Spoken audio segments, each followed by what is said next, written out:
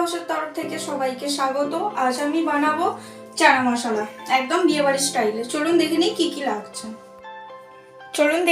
কি লাগছে। এখানে আছে গোটা জিরে, শুকনো লঙ্কা, তেজপাতা, আর আমি গরম মশলা, 2টো এলাচ নিয়েছি, একটু ফাটিয়ে নিয়েছি মুখগুলো, আর দারুচিনি আর লবঙ্গ আছে। আর এখানে পেঁয়াজ একদম ছোট ছোট করে কুচি করা আছে, আদা বাটা আছে, রসুন বাটা আছে, এখানে 2টো কাঁচা লঙ্কা চিড়ে নিয়েছি, আর আছে ধনেপাতা কুচি। আর এখানে কাবলি ছোলাটা আমি আগে থেকে সিদ্ধ করে রেখেছি। আর তারপরে এখানে আছে 1 চামচ ঘি আর 1 চামচ বাটার। পেঁয়াজ বাটা নিয়েছি, একটা বড় সাইজের পেঁয়াজ বেটে নিয়েছি, আর এখানে 2টো পাকা লাল লাল টমেটো আমি বেটে নিয়েছি। আর এখানে কি মশলা আছে চলুন দেখে নিই। এখানে আছে চানা মশলা, এখানে আছে ধনে গুঁড়ো, জিরে গুঁড়ো, কাশ্মীরি মির্চ পাউডার, এখানে আছে লঙ্কা গুঁড়ো, হলুদ গুঁড়ো, নুন। আমি সমস্ত 1 চামচ করে নিয়েছি বড় চামচে। আর এখানে তেল আছে।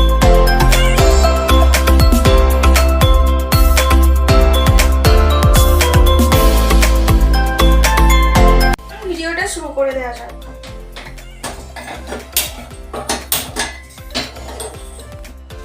প্রথমে কড়াইতে আমি তেলটা গরম করতে দিয়ে দিচ্ছি।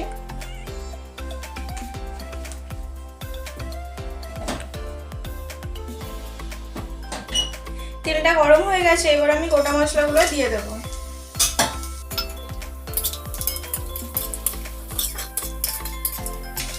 এবার আমি এই তেলে প্রথমে পেঁয়াজ কুচোগুলো দিয়ে দেবো।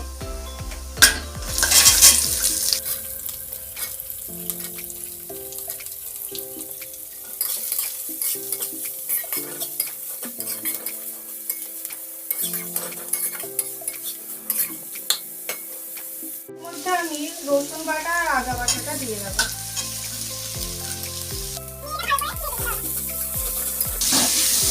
এর মধ্যে সামান্য পরিমাণে নুন দেব।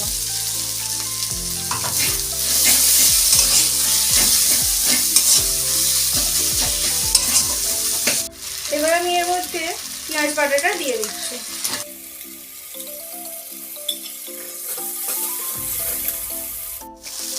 এবার এর মধ্যে আমি সমস্ত মশলাগুলো দিয়ে দেব। দিয়ে মশলাটাকে ভালো করে কষাতে হবে। আর যারা আমার চ্যানেলে প্রথম, তারা অবশ্যই চ্যানেলটিকে সাবস্ক্রাইব করুন। আরও অনেক নতুন নতুন ভিডিও আপনাদের জন্য আগামী দিন আসবে। এবার এর মধ্যে আমি কাঁচা লঙ্কা 2টো দিয়ে দেবো, আর যে সিদ্ধ করে রাখা কড়াইটা দিয়ে দেবো।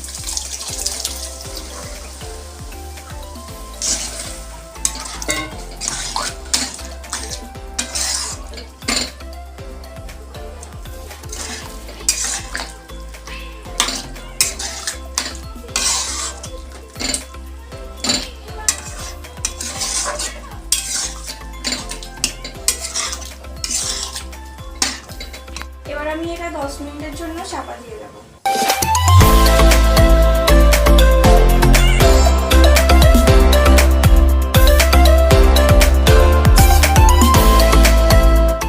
10 মিনিট হয়ে গেছে, এবার আমি এটা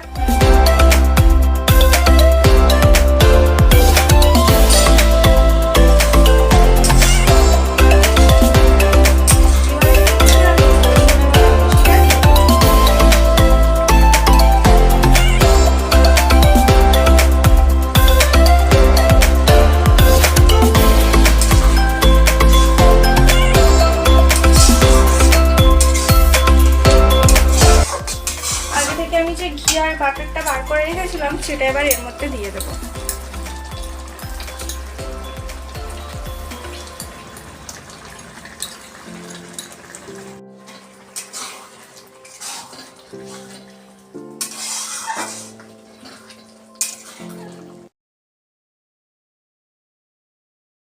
ভালো লাগলে অবশ্যই আপনারা এভাবে একদম বাড়িতে বানান। শীতকাল এখন, গরম গরম পরোটার সাথে এবং তন্দুরি রুটির সাথে কিন্তু এই চানা মশলা খুব সুন্দর খেতে লাগবে।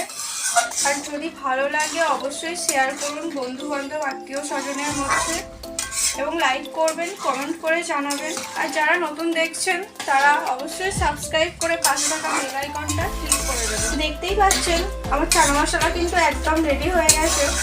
এবার এটা আমি তুলে নেব।